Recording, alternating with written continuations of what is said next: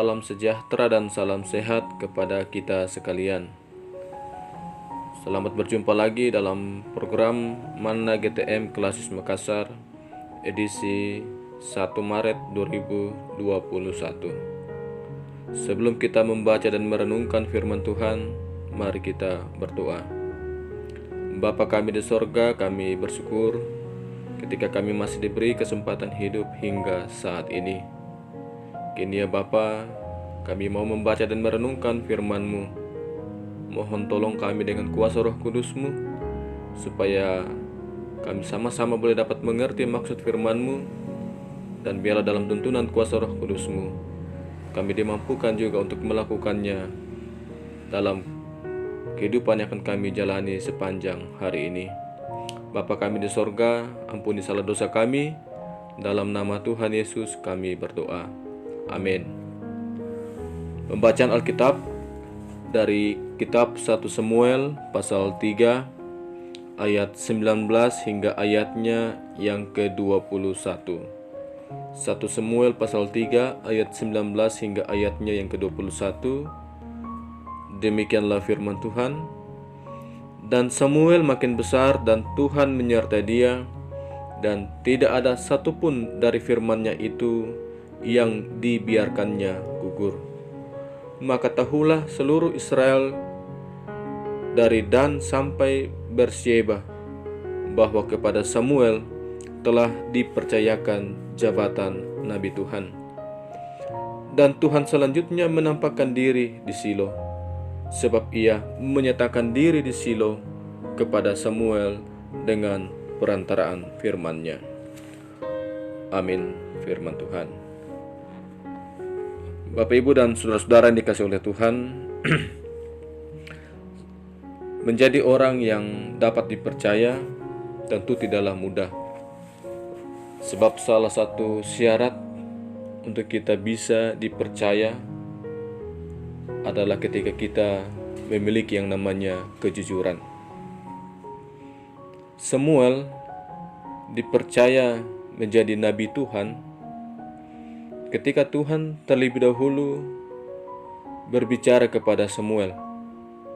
Untuk selanjutnya Samuel menyampaikan apa yang Tuhan sampaikan kepada Imam Eli, bahwa Tuhan pasti menghukum Imam Eli bersama dengan anak-anaknya atas dosa yang diperbuat oleh anak-anaknya, dan karena Imam Eli tidak memarahi anak-anaknya.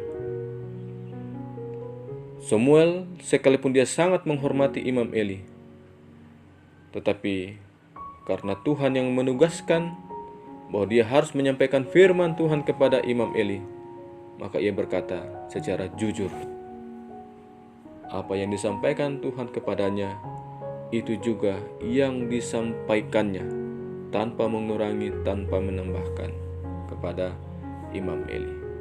Dan karenanya Tuhan beri kepercayaan kepada Samuel untuk menjadi nabinya.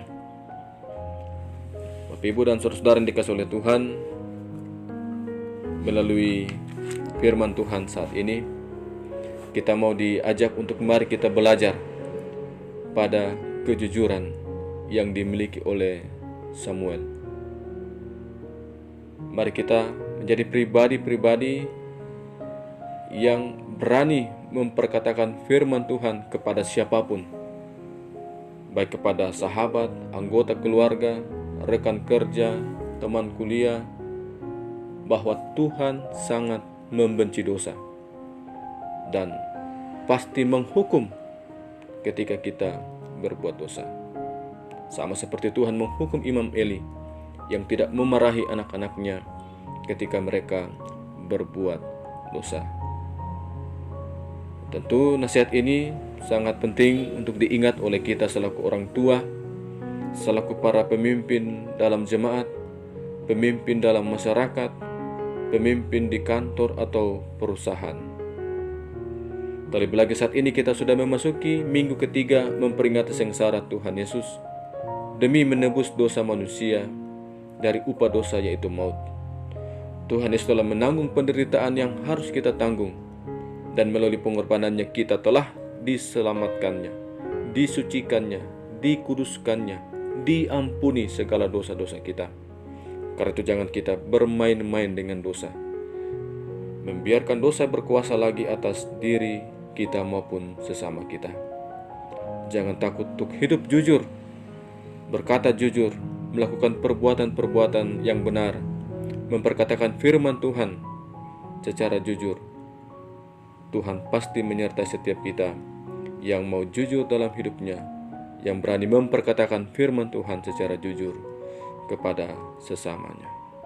Amin. Firman Tuhan. Mari kita berdoa.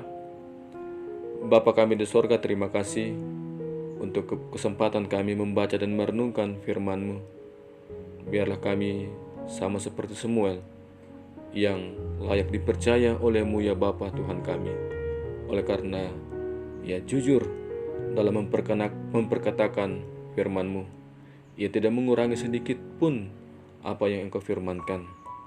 Dan karena itu biarlah kami pun dalam hidup yang akan kami jalani sepanjang hari ini, hari esok dan seterusnya, kami pun dimampukan berani memperkatakan apa yang benar, apa yang salah, seturut dengan apa yang Tuhan kehendaki.